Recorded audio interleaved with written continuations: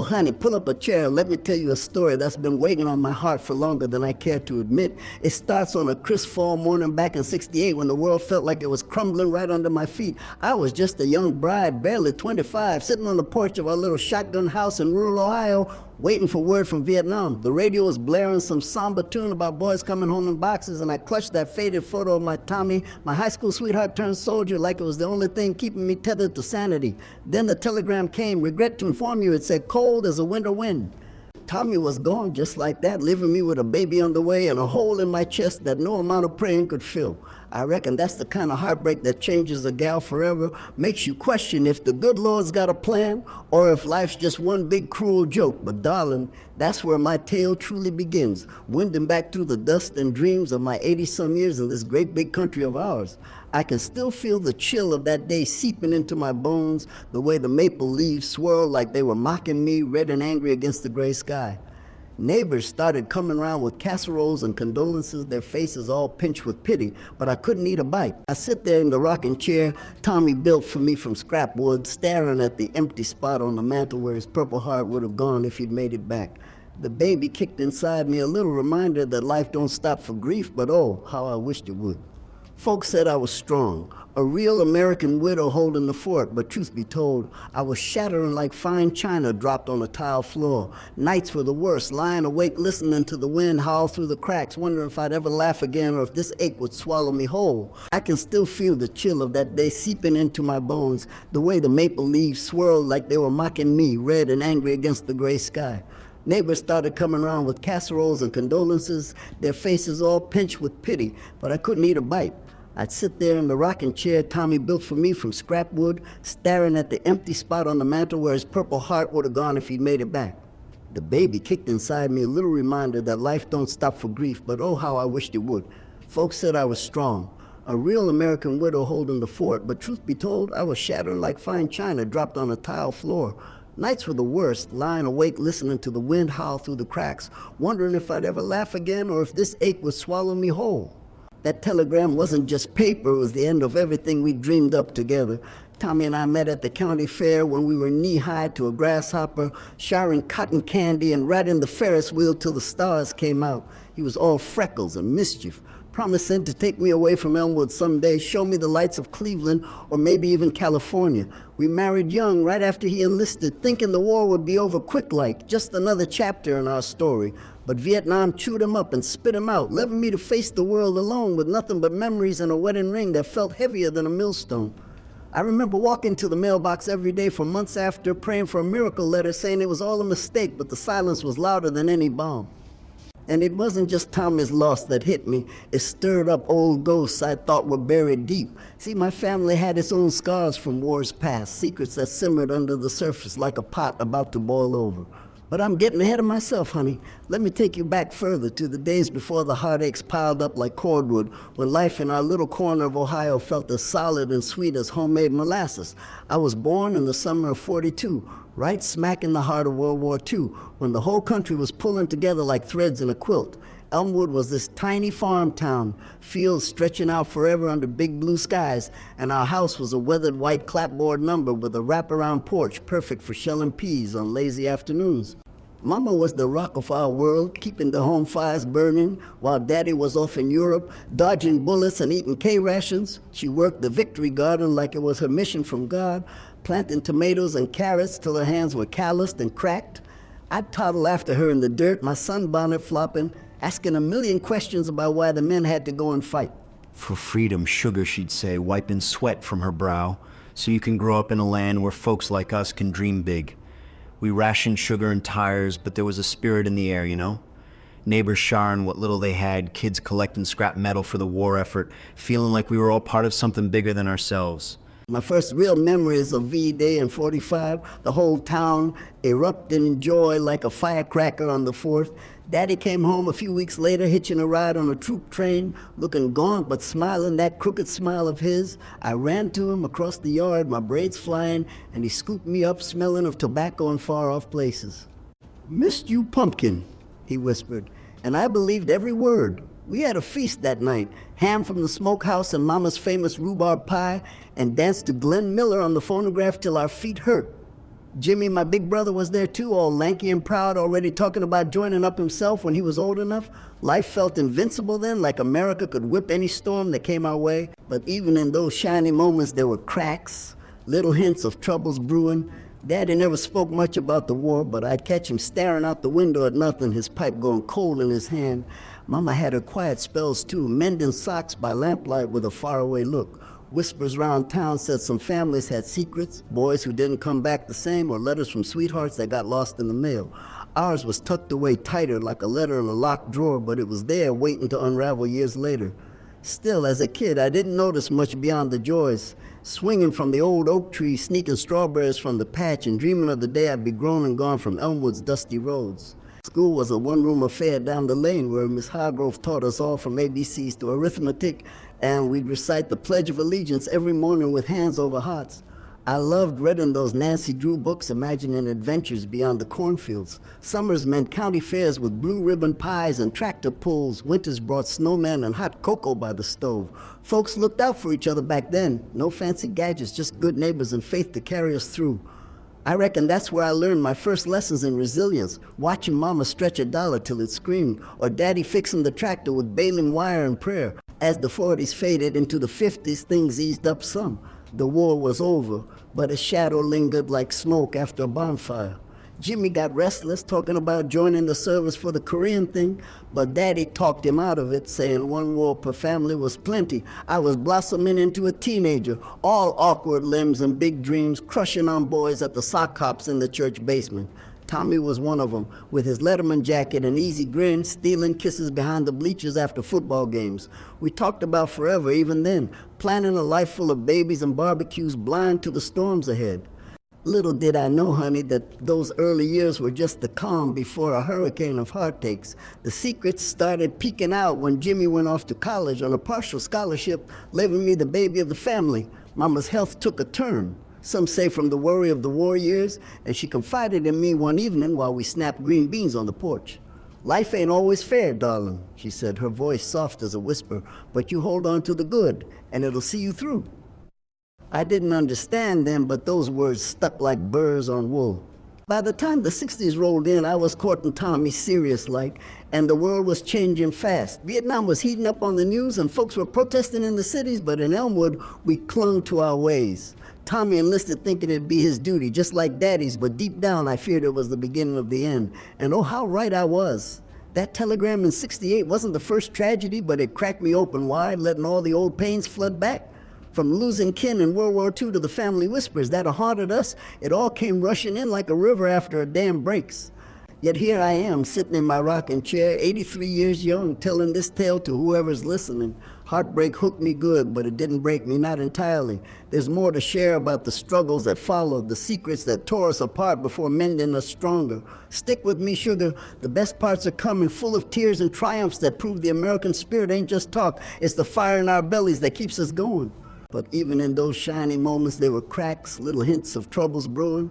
Daddy never spoke much about the war, but I'd catch him staring out the window at nothing, his pipe going cold in his hand.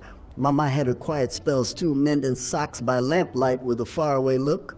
Whispers round town said some families had secrets, boys who didn't come back the same, or letters from sweethearts that got lost in the mail. Ours was tucked away tighter, like a letter in a locked drawer, but it was there waiting to unravel years later. Still, as a kid, I didn't notice much beyond the joys, swinging from the old oak tree, sneaking strawberries from the patch, and dreaming of the day I'd be grown and gone from Elmwood's dusty roads.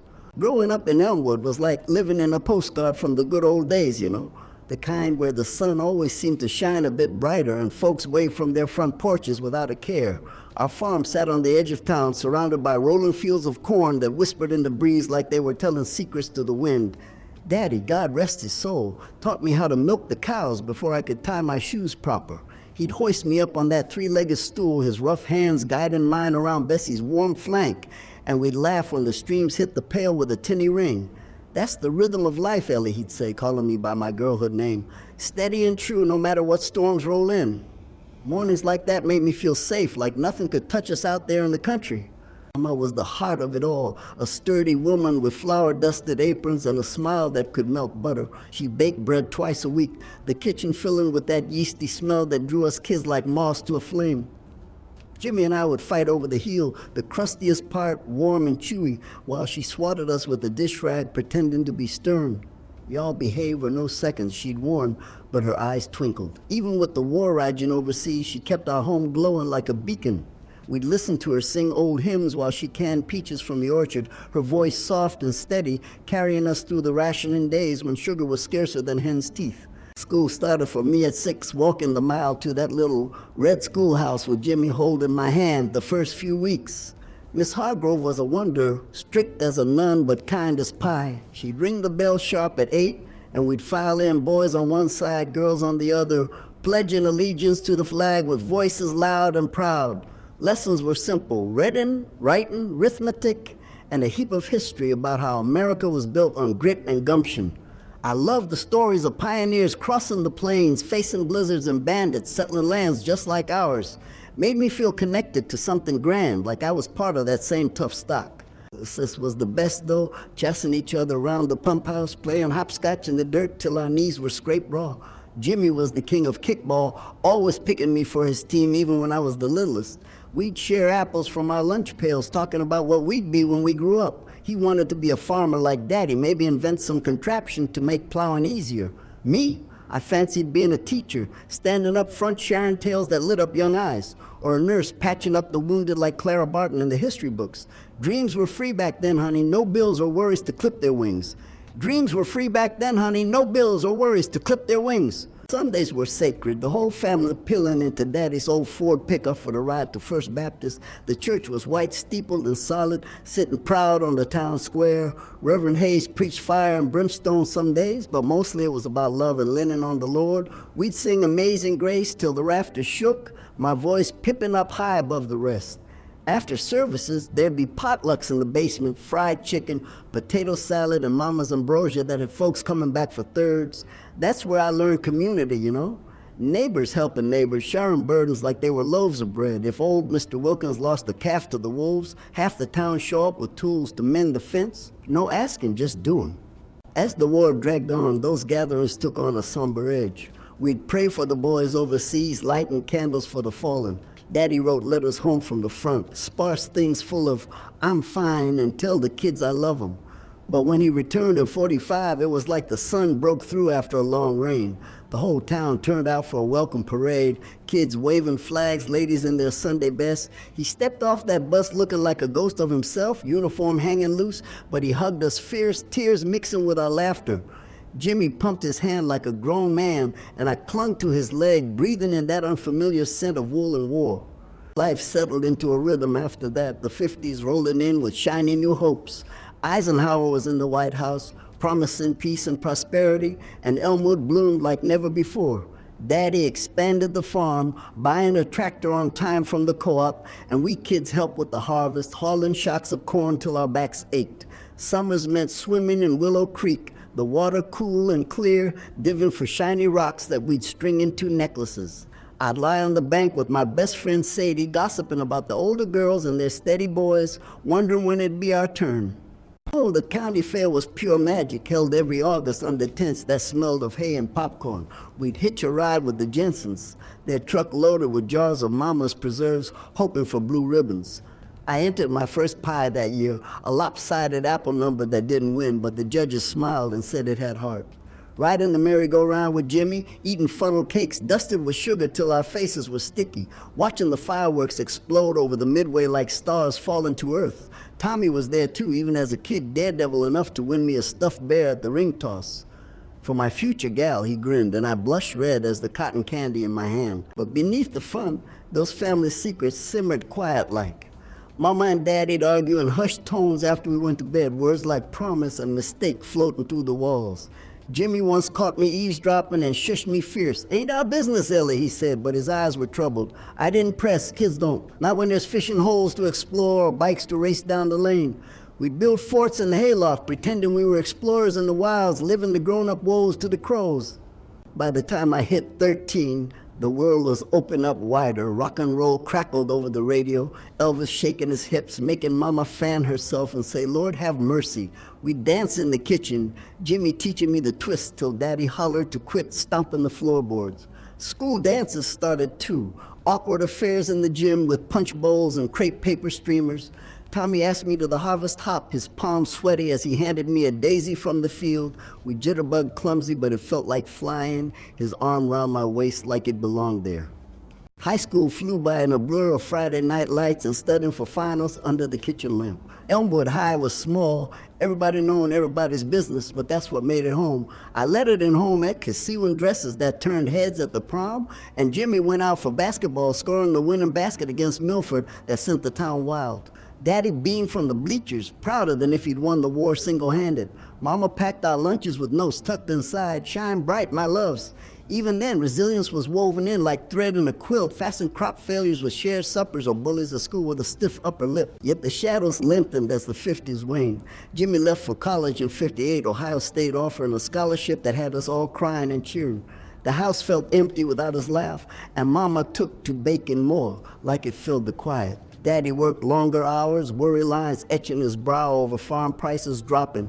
Whispers of a recession loomed, but we pushed on, believing in the American dream that said hard work paid off. I graduated in 60, valedictorian with dreams of nursing school, but stayed local to help at home, working the soda fountain at Millie's Diner for pocket money. That's where Tommy and I really sparked, sharing shifts and stolen glances over cherry cokes. He'd come in after practice, all sweaty and smiling, ordering a double malted and talking about joining the service to see the world.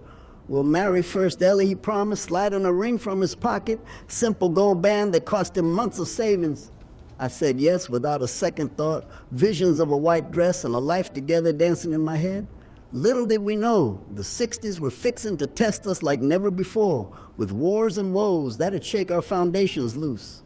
Through it all, those early years built something solid in me, honey, a backbone forged in the fires of farm life and family love.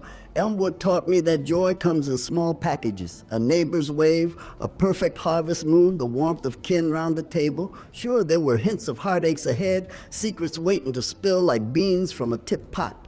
But looking back, I'm grateful for the roots they gave me, deep and twisty, helping me weather the storms that came next. The struggles were brewing, dark clouds on the horizon, but that's a tale for another breath. For now, hold on to this. The good times, they stick with you, lighten the way even when the nights get long. Yet the shadows lengthened as the 50s waned. Jimmy left for college in 58, Ohio State, offering a scholarship that had us all crying and cheering. The house felt empty without his laugh, and Mama took to baking more like it filled the quiet. Daddy worked longer hours, worry lines etching his brow over farm prices dropping. Whispers of a recession loomed, but we pushed on, believing in the American dream that said hard work paid off. I graduated in 60, valedictorian with dreams of nursing school, but stayed local to help at home, working the soda fountain at Millie's Diner for pocket money. That's where Tommy and I really sparked, shouting shifts and stolen glances over cherry cokes. He'd come in after practice, all sweaty and smiling, ordering a double malted and talking about joining the service to see the world. We'll marry first, Ellie, he promised, sliding a ring from his pocket, simple gold band that cost him months of savings. I said yes without a second thought, visions of a white dress and a life together dancing in my head. Little did we know the 60s were fixing to test us like never before, with wars and woes that'd shake our foundations loose. We tied the knot in a simple ceremony at the Baptist church that June of 61. Me and Mama's old lace gown let out at the seams, Tommy looking sharp in his borrowed suit. The whole town showed up, bringing covered dishes and well wishes like it was the biggest event since the war ended. Reverend Hayes called us a match made in heaven, and we believed it, honey. 2 kids full of stars in our eyes, settling into a tiny apartment above the hardware store. Tommy worked construction by day, building new houses for the baby boomers flooding in, and I kept slinging burgers at Millie's, saving for a place of our own. Life was sweet as stolen kisses, with drive-in movies on Saturdays and church socials on Sundays, dreaming of a family to fill our home with laughter. But the winds of change were blowing hard across the country, and Vietnam was starting to cast its ugly shadow. Tommy got drafted in 64, right as the news was filling with stories of jungles and ambushes. He didn't fight it, said it was his duty like Daddy's in the big one, but I saw the fear flicker in his eyes when he kissed me goodbye at the bus station. "I'll be back before you know it, darling," he whispered, holding me tight till the driver honked. Folks waved flags and clapped as the bus pulled away, but my heart sank like a stone in Willow Creek. Letters came steady at first, full of bravado about the food and the fellas, but they grew shorter, smudged with jungle mud and worry. Meanwhile, back home, the family secrets I'd sensed as a girl started bubbling up like an overfilled pot. Mama took ill that winter, some kind of cough that rattled her chest like loose gravel, and the doctor bills piled up faster than snow in January. Daddy sold off a patch of the back 40 to cover him, but it wasn't enough. One evening, as I sat with Mama by her bed, she pulled me close and spilled it all, her voice weak but urgent. Turns out Jimmy wasn't Daddy's boy, born from a fling Mama had during the war years when Daddy was overseas with a soldier passing through town on leave. Daddy knew, had raised him as his own without a word, but the shame ate at Mama like rust on iron. I never meant to hurt nobody, she sobbed, clutching my hand. But secrets got a way of festering, Ellie. Don't let them poison your life. I was stunned, honey, like I'd been kicked in the gut. Jimmy, my hero brother, not blood, but loved all the same. It explained the whispers, the way Daddy sometimes looked at him with a mix of pride and pain. I kept it locked inside, not telling Tommy in his letters. Didn't want to burden him with our mess while he dodged bullets halfway around the world. But it changed things, made me see our family in a new light, fragile as eggshells underfoot. Mama rallied some after confessing, like lifting a weight off her soul, but the damage was done. She passed that spring of 65, quiet like in her sleep, leaving a hole that echoed through the house. The funeral was packed, neighbors sharing stories of her kindness, but I felt adrift, 23 and widowed by life already, waiting on Tommy to anchor me again. Jimmy came home for the burying, looking older than his years, his college dreams deferred to help Daddy on the farm.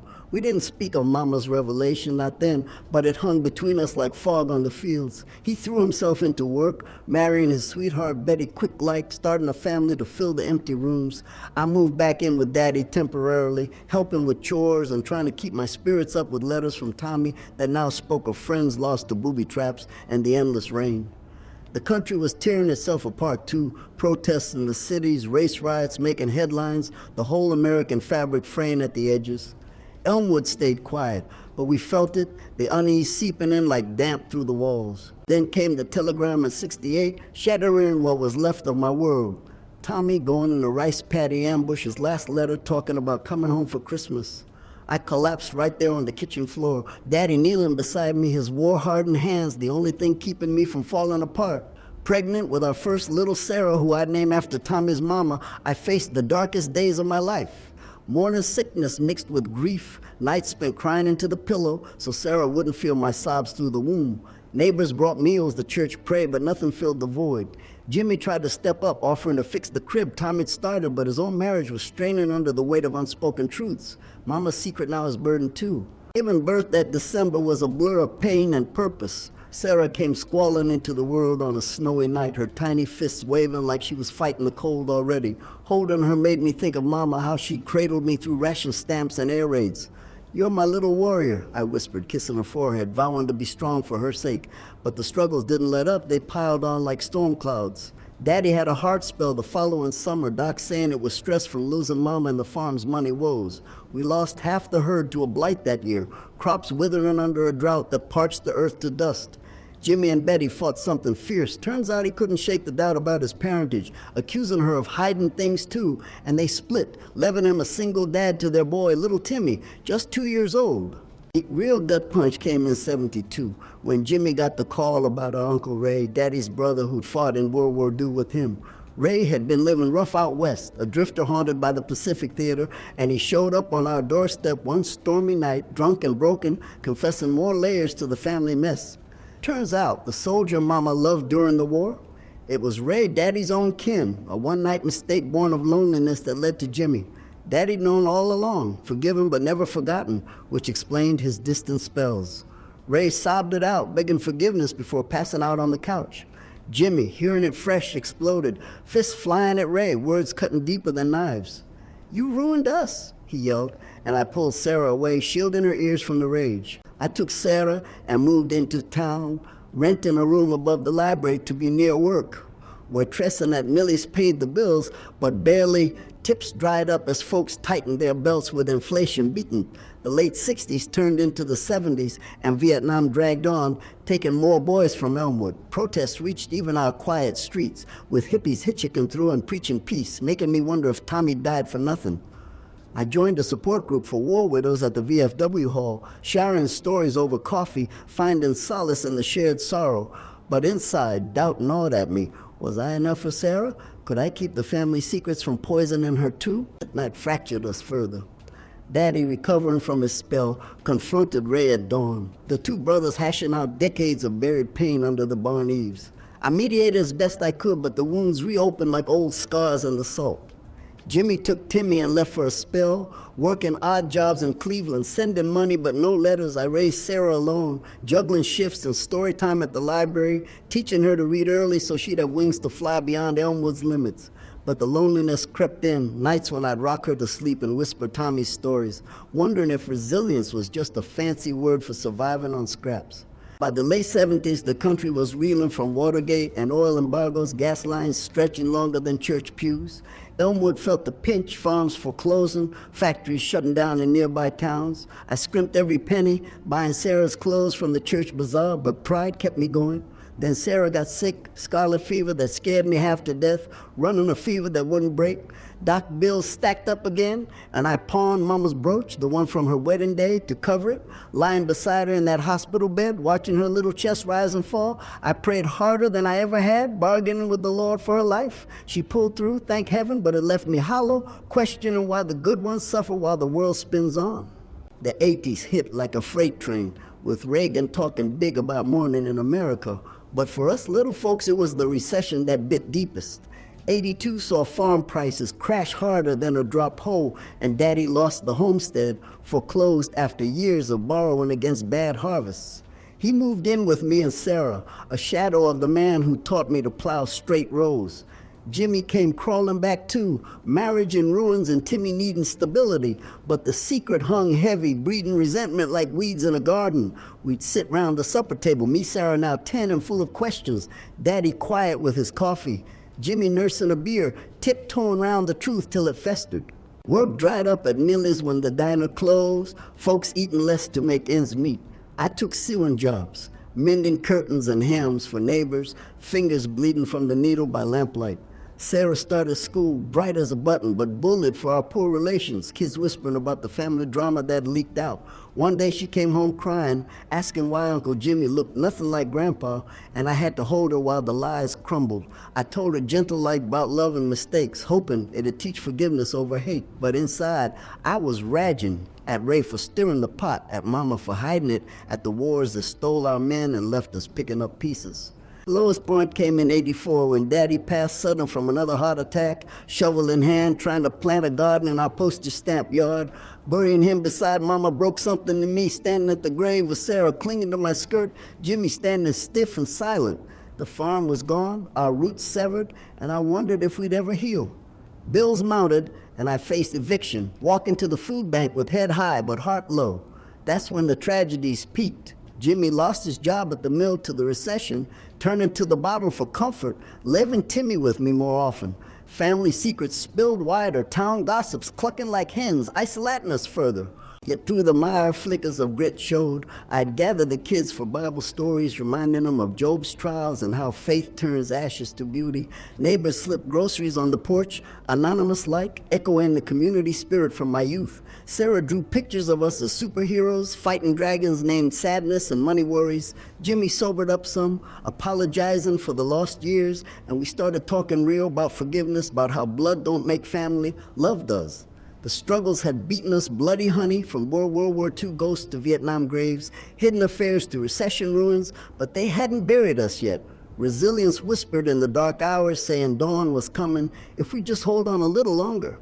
Oh, there were days I doubted, curling up in bed with tears soaking the pillow, asking why the Lord tested us so fierce. The American dream felt like a taunt, with millionaires on TV while we scraped by on welfare stamps. But looking back, those years forged us tougher, like steel in a fire.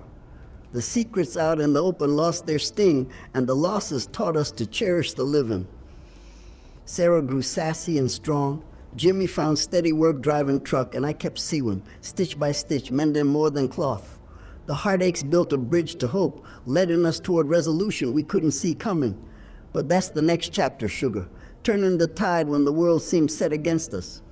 The lowest point came in '84 when Daddy passed sudden from another heart attack, shovel in hand trying to plant a garden in our postage stamp yard. Burying him beside Mama broke something in me. Standing at the grave with Sarah clinging to my skirt, Jimmy standing stiff and silent. The farm was gone, our roots severed, and I wondered if we'd ever heal. Bills mounted and I faced eviction, walking to the food bank with head high but heart low. That's when the tragedies peaked. Jimmy lost his job at the mill to the recession, turning to the bottle for comfort, living Timmy with me more often. Family secrets spilled wider, town gossips clucking like hens, isolating us further. Yet through the mire, flickers of grit showed. I'd gather the kids for Bible stories, reminding them of Job's trials and how faith turns ashes to beauty. Neighbors slipped groceries on the porch, anonymous like, echoing the community spirit from my youth. Sarah drew pictures of us as superheroes fighting dragons named Sadness and Money Worries. Jimmy sobered up some, apologizing for the lost years, and we started talking real about forgiveness, about how blood don't make family, love does. The struggles had beaten us bloody, honey, from World War II ghosts to Vietnam graves, hidden affairs to recession ruins, but they hadn't buried us yet. Resilience whispered in the dark hours, saying dawn was coming if we just hold on a little longer. That dawn broke slow, starting with a knock at the door one crisp October morning in '85. It was old Miss Hargrove from the schoolhouse days, retired now but spry as ever, carrying a basket of apples from her tree and a proposition that changed everything. She'd heard through the grapevine about our woes, the foreclosure, the job losses, the way we'd been scraping by like church mice, and she had an idea. Ellie, honey, she said, setting down the basket with a thud, you always had a way with young'uns. Why not start a daycare? Folks around here need it, with both mamas and daddies working these factory shifts. I'll loan you the startup from my savings, no interest. Just pay it back when you can. I stared at her, tears pricking my eyes, seeing the hand of Providence in her kind face. It wasn't charity, it was community, the same thread that had woven through Elmwood since the war years. We turned the front room of our rented house into a cozy nook that winter, crayons and quilts, storytime rugs and nap mats made from Daddy's old flannel shirts. I called it Grandma's Haven, a nod to the grandma I hope to be someday, watching Sarah and Timmy play alongside 5 other little ones from the neighborhood. Jimmy helped fix it up, hammering shelves and painting walls sunshine yellow, his hands steady for the first time in months.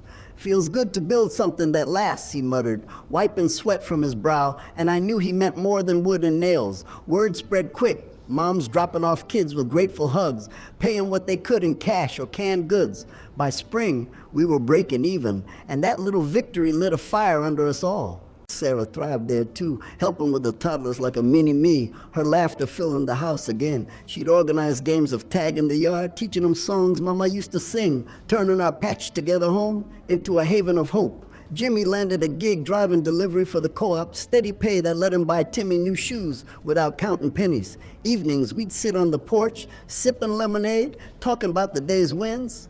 How little Jenny said her first word, or how the group finger-painted a mural of Elmwood's fields. The recession still gnawed at the edges, with pink slips flying like autumn leaves, but we'd found our footing, one small step at a time.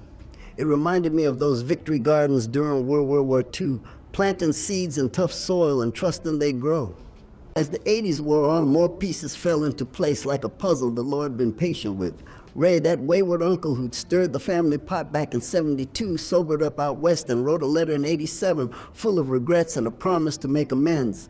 He hitchhiked back to Ohio, older and grayer, but with a humility that softened the edges of old hurts. Jimmy met him at the bus stop, not with fists this time, but a cautious nod. They spent hours walking the creek banks, hashing out the past, the war loneliness that led to Mama's mistake, Daddy's quiet forgiveness, the way secrets had twisted us all like vines on a trellis. Ray owned his part, no excuses, and when he hugged Jimmy goodbye, saying, "Your family blood or not," I saw the first real heal in my brother's eyes. He even stuck around a spell, helping at the daycare with woodworking projects for the kids, carving little boats from scrap that they sailed in the tub. That reconciliation rippled through us, honey, mending tears we didn't know were there. Jimmy started courting Betty again, slow like, with flowers from the ditch and honest talks about their own pains. By '89, they remarried in a quiet backyard doing. Timmy ring bearer in a tiny suit, Sarah tossing rice with glee. Watching them vow fresh promises under the string lights, I felt Tommy's spirit smiling down, whispering that love wins out over loss. Our family, fractured by wars and whispers, started knitting back together. Sunday dinners at our table, laughter mixing with the clink of forks, stories flowing free without the weight of hiding. The daycare grew too, outgrowing our little house by 90. Folks in town rallied, organizing a fundraiser at the VFW bingo nights and bake sales, pulling in enough to rent the old community hall on the square. Mayor even cut the ribbon, praising it as the heart of Elmwood's comeback, tying into that American grit we'd all leaned on through the recessions and the rough patches. I hired a couple helpers, Sadie from my girlhood days, now a widow herself, and we turned it into a real operation, teaching not just ABCs but life lessons, sharing toys like neighbors, share tools, bouncing back from tumbles with a pat and a prayer. Sarah helped after school, dreaming of being a teacher like Miss Hargrove, and Timmy found his spark in building block towers that reached the ceiling. Personal triumphs bloomed from there.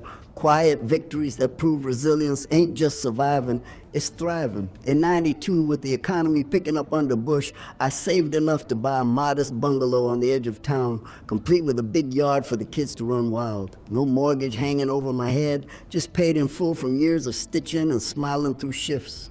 Jimmy and Betty bought a trailer nearby, their marriage stronger for the fires it walked through, and Ray settled in Elmwood permanent, opening a fix-it shop where he mended more than machines. He listened to vets' tales, offering an ear for the wars that haunted him still. Sarah, now a teenager full of fire, excelled in school, earning scholarships that took her to nursing college in Columbus. Dropping her off that fall day in 95, I hugged her fierce, seeing echoes of my own dreams deferred but not forgotten. "Make me proud, sugar," I said, waving till her dorm faded in the rear view. She called weekly, full of stories about patience and classes, reminding me that our struggles had planted seeds of strength in her.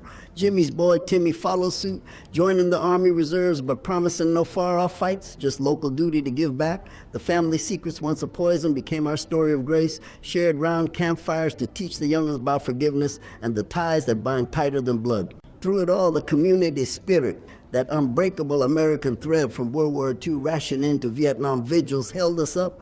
Elmwood weathered its storms too. A tornado in 93 that twisted the fairgrounds, but we rebuilt together, barn-raising style with potlucks and prayers. My daycare became a hub, not just for kiddos, but for moms swapping tips on budgets and broken hearts. I even started a widow's circle at church, sharing Tommy's letters and laughing over memories, turning grief into a sisterhood of survivors.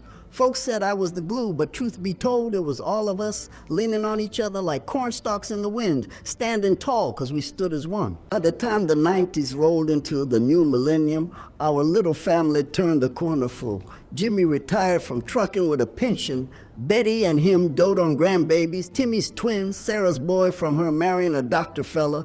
Ray passed peaceful in '02, leaving his shop to Jimmy and a letter for each of us full of love he'd held back too long.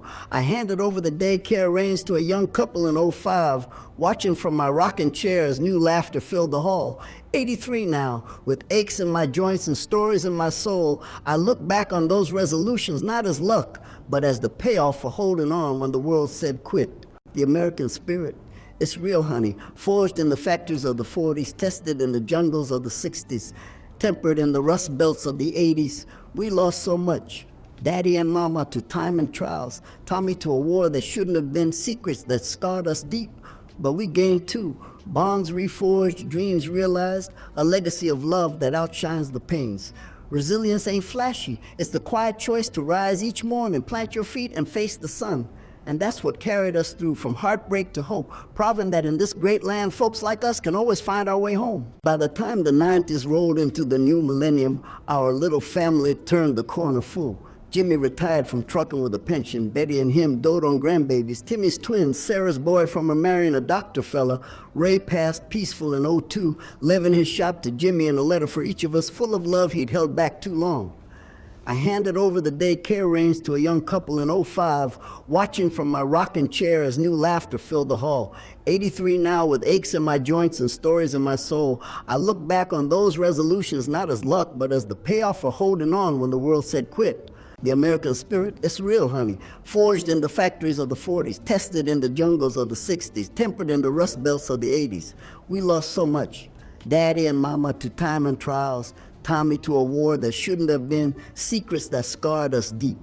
But we gained too, bonds reforged, dreams realized, a legacy of love that outshines the pains. Resilience ain't flashy. It's the quiet choice to rise each morning, plant your feet, and face the sun. And that's what carried us through, from heartbreak to hope, proving that in this great land, folks like us can always find our way home. Sitting here on my porch now, with the sun settling low over the same fields that cradled my girlhood, I can't help but reflect on the long road that's brought me to this peaceful evening. 83 years ain't a short spell, it's a tapestry woven with threads of joy and sorrow, triumphs and tumbles, all stitched together by the grace of God and the grit of good folks. If there's one lesson that's burned deepest into my heart, it's that life don't come at you straight. It twists and turns like Willow Creek after a rain, flooding your banks one minute and trickling gentle the next. But through it all, resilience, that quiet strength we pull from deep inside, it's the lantern that lights the path when the nights get darkest. Look back with me, darling, to those early days in Elmwood when World War II had the whole country humming like a well-oiled machine. We rationed and recycled, planted victory gardens, and prayed for the boys overseas, believing in a cause bigger than ourselves. Daddy's stories from the front, sparse as they were, taught me young that sacrifice ain't just giving up something, it's giving for something, holding the line so the ones back home can keep dreaming. Even then, with air raid drills and blackouts, there was hope in the air, a sense that America's backbone was unbreakable. Folks pulled together like neighbors, raising a barn, sharing what little they had without a second thought. That's the spirit that shaped me, honey, showing that even in scarcity, community is the richest wealth we got. Then came the storms of the 60s and 70s when Vietnam tore at our nation's soul like a wild dog on a chain. Los and Tommy ripped me open, leaving me adrift with Sarah, kicking inside, wondering if I'd ever find solid ground again. The protest, the division, it felt like the country itself was breaking, brother against brother over a war that swallowed our young men whole. And layered on that, our family secrets spilling out like beans from a burst seam. Mama's hidden love, Jimmy's true roots, Uncle Ray's regret. Oh, those were nights I cried till my eyes swelled shut, questioning why the good Lord piled on the pain so heavy. But even in the depths, I learned that secrets fester only if you let them. Bring them to light, face them square, and they lose their poison. Forgiveness ain't forgetting. It's choosing to build bridges over the chasms, letting love mend what hate tears apart. The 80s recession hit like a hammer to the anvil, forging us in fire we never asked for. Farms folding, jobs vanishing, families splintering under the weight of empty pockets. We lost the homestead Daddy's heart giving out while he tried to plant one last row. Talk about a man who never quit. Jimmy's drinking, Sarah's fevers, the eviction notices peeling up. It all tested the American dream till it felt like a faded postcard. Yet look what rose from those ashes, my little daycare born from Miss Hargrove's kindness and our own sweat turning a rented room into a refuge for weary mamas. It wasn't grand, but it was ours, a testament to that pioneer grit, the same that carried settlers west through blizzards and bandits. We scrimped and shared, leaned on church suppers and neighborly nods, proving that resilience grows strongest in the lean times like corn after a drought. If I could whisper one truth to my younger self, rocking that empty cradle after Tommy's telegram, it'd be this. Heartaches hook you deep, but they don't define the story. They're just the chapters that make the happy ending shine brighter. Tommy's loss taught me to cherish every breath, every hug from Sarah as she grew into the woman she is today, marrying fine and raising her own with the same fire in her belly.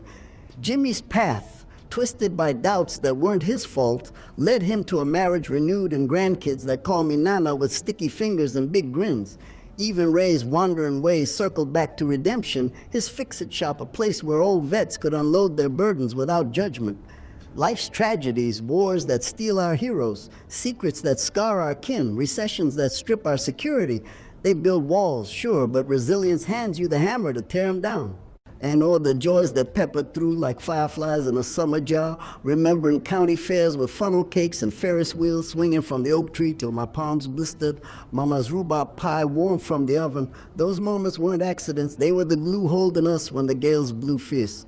Faith played its part too, steady as a heartbeat, Sundays at First Baptist, singing hymns that lifted my spirit higher than any mountain. The Bible says trials produce perseverance and character and hope that don't disappoint. I clung to that, kneeling by my bed through the long nights, finding strength in verses that echoed America's own journey, from colonies fighting for freedom to a nation rising from the Depression's dust. Today, with President Trump steering the ship since his re-election, talking tough on jobs and borders, reminding us of that self-reliant Yankee Doodle dandy, It's clear the spirit endures. We've come through pandemics and panics, booms and busts, always bouncing back, because that's who we are.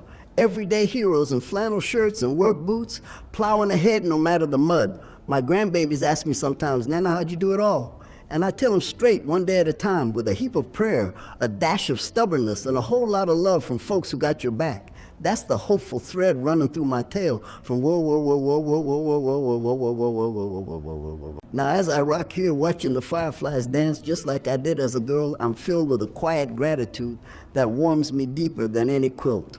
Life's been a wild ride full of more tears than I bargained for, but oh, the laughter and love make it worthwhile.